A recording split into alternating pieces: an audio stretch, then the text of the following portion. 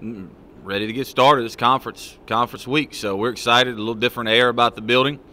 A little different urgency in everybody. I was with the guys this morning during some of the lifting groups, and just a little bit more pop, a little bit more pizzazz. Just because it's a brand new season. You start 0-0, and you get into conference play, and we're excited for it. So we've got a lot of things going on this weekend with family weekend. We're trying to get. I think the number's 12,000 is what we're shooting for. 12,000 people here this weekend. So that should be a lot of fun. We're doing senior night for some of our guys, for the seniors on our roster right there. So their parents will be here. So should make for an incredible weekend right there. And I will say, just along those same lines, my wife just showed me the article last night. I guess we're a little late, but she just saw the article last night about the little boy or little girl, I forget, the 4-year-old who got hit after our Kentucky game. Just obviously my hearts go out for that family of the little one who got hit and who passed away. And my heart also goes out for the young man who did the hitting, because obviously his life has taken a complete turn. And that's not what college football is about. We do, like this weekend, I hope that we have one of the biggest crowds we've had around here in a long, long time. And I hope that the tailgating is as fun as everybody wants it to be. I mean, that's what college football is all about, to create those environments and create that atmosphere. And it's a fun time, and it's a fun pressure release, I guess, for some people through a work week. And they look forward to those Saturdays and watching the boys play and having that fun. And that's what it's all about. But obviously you have to be responsible in doing that, and obviously us with Murray State football encourage all the people, all the patrons, all the fans who are going to come out this weekend to do that, to have fun and to tailgate, to do it safely and do it responsibly, because obviously there's just that was a very gut wrenching. I've got 2 little girls, one of which is 4 years old, and obviously that was a very gut wrenching story for both sides of that. So. Tell us about what you did this week in terms of an off week. I know you hope to get a little recruiting in as well. Yeah, we did the 3 R's, I guess: the rest, recovery, and recruit. And we practiced. We were going to practice Monday, Tuesday, and Wednesday. I decided not to practice last Monday, just practiced Tuesday and Wednesday. No banging, no clanging, no. We were in hats both days. Got a little bit of skelly work, got a little bit of cardio work, just to kind of keep the boys in shape. Our future squad, they lifted 4 times a week. Our travel squad only lifted twice, and then we did a team run on Thursday that was probably all of about 30 minutes long. Just again to keep that cardio up and keep the guys sweating. But we wanted to take some time to get everybody recovered and healed and rehabbed and those type things, and we did just that. Just got the injury report on my desk. We'll have a staff meeting here in just a little bit when I get back in there and talk about it, but it looks good.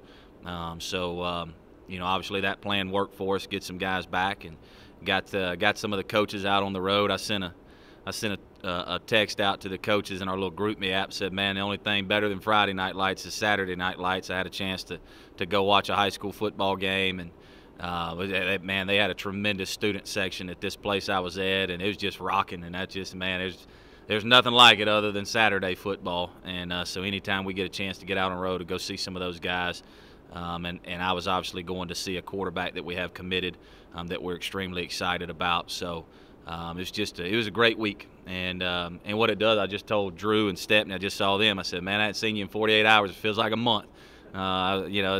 It's like seeing your kids or something. I walked into weights this morning, and I was so excited to see all those guys, just get a chance to pat them on the back and rub their head a little bit and ask how they're doing and all of that kind of stuff, and got everybody back safe from the road and from their travels. So, and like I said, and all of that just kind of culminates into this huge feeling of excitement and ready to roll into this new season. How good is UT Martin?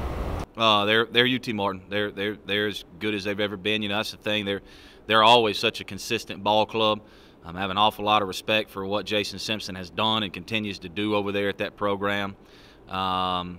You know, and they're the same bunch they've always been. They lost some guys off of their team last year, and they replaced them with some guys this year that are just as good. And they've got good schemes on both sides of the ball. You know, obviously offensively, they've got Dresser Wynn, the quarterback. I think he's a tremendous talent. He's young, but he's a tremendous talent.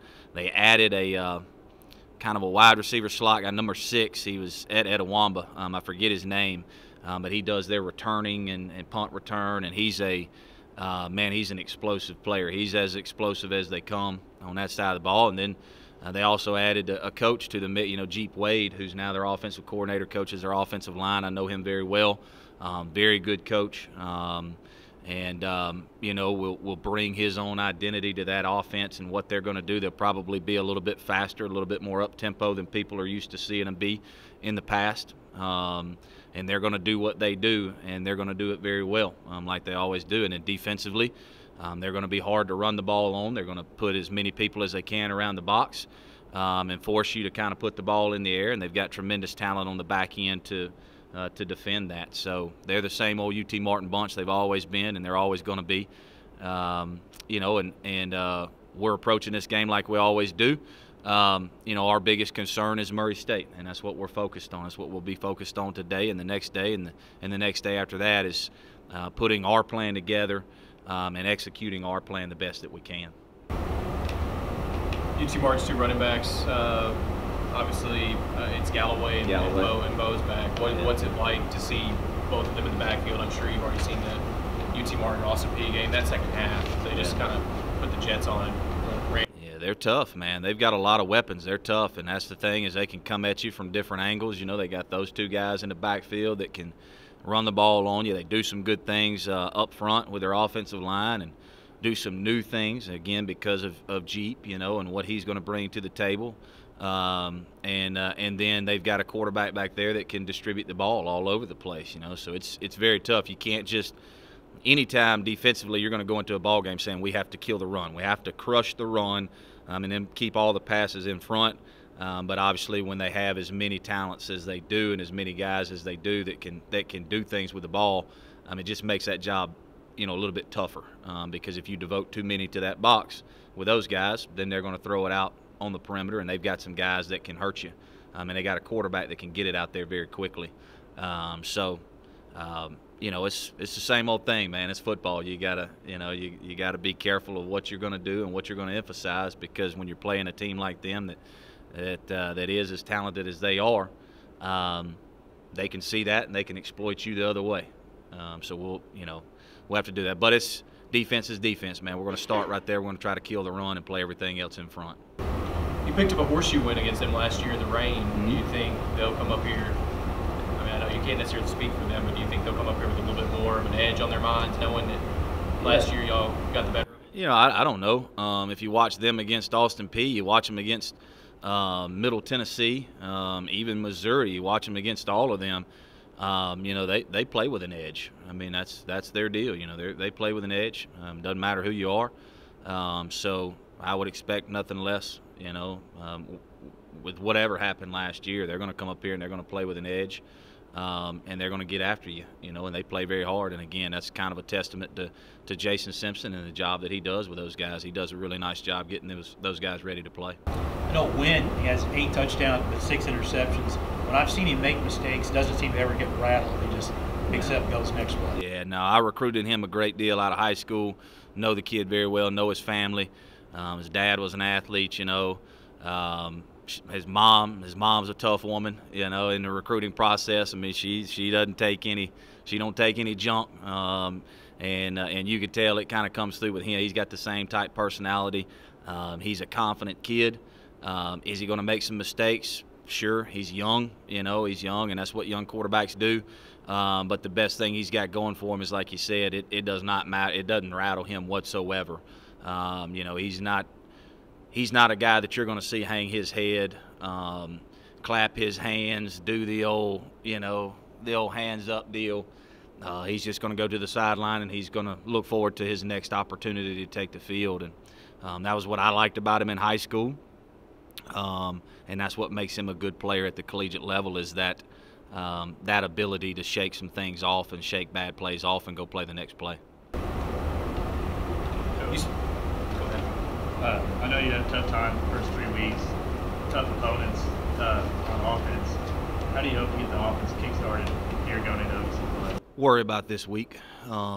You know, and that's the thing. That's the best part about what we got going on right now is our approach is we're not talking about the previous 3 weeks. We're talking about right now. We're talking about finding a way to win this game, finding a way to have a great practice today, finding a way to have a great practice tomorrow. You know, and not Murray State can't beat Murray State. You know, that's the deal. Is if we can limit the turnovers and limit some of the things that have held us back offensively, then you'll start to see that progress and you'll start to see that development in an offense. And that's what we're focused on right now, is take all of the things, all of the clips that we've put on film in our team meetings and said, hey, this is Murray State beating Murray State. Take all of those and eliminate those and play good fundamental football and execute at a high level. You said you were going to erase that penciled line for Armani Hayes, and now he's starting this week, apparently, it looks like.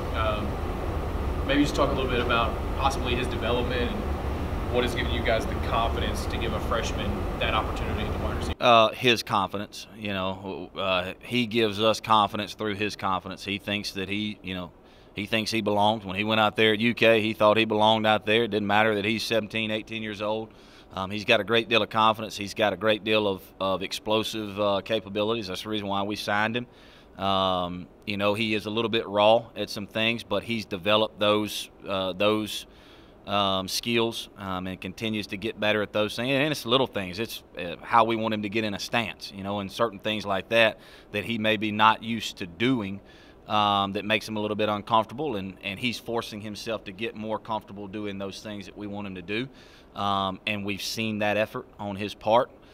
So when you put that effort into doing those things well and doing those things all the time, and you combine that with the capability that he has, the ability that he has to make some plays, then it just kind of keeps pushing him up the depth chart, and he's kind of earned that role. Now he'll have to go through this week and continue to do those things, but I don't foresee any reason why he wouldn't. How healthy are you right now? Pretty healthy. You know, like I said, the good thing is some of the guys that we didn't have 2 weeks ago against UK, we got back. You know, Rashad Johnson's back. He had a little concussion, so he's back, and didn't lose to him. I'll know a little bit more. I've got the injury report on my desk right now that we're about to go over in a staff meeting. But I think we're okay. You know, coming out of the UK game, we were a little bumped and bruised, but that's the reason why we practiced the way we did last week. Got an awful lot of rehab and treatment in last week. So I think probably we're only looking at one or two guys that could possibly not make the trip with us that, you know, that could be that could have quote-unquote serious injuries.